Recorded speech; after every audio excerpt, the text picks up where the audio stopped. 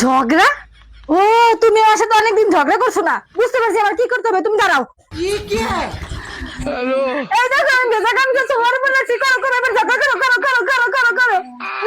এটা তো কাজ হইতেছে না, দাঁড়াও আসতেছি। এই দেখো আমি বাইরে জুতা পরে ঘরে আসছি। এই দেখো ঝগড়া করো করো করো করো করো। और अभी तो रुको, क्लाइमैक्स अभी बाकी। এই তুমি তো কোনো রান্নাই পারো না, ঠিকভাবে কাজও করতে পারো না। তোমার বাবা মা কি দেখে বিয়ে দিয়েছে? তোমার বাবা মা কোনো কিছু শিখায় না নাকি?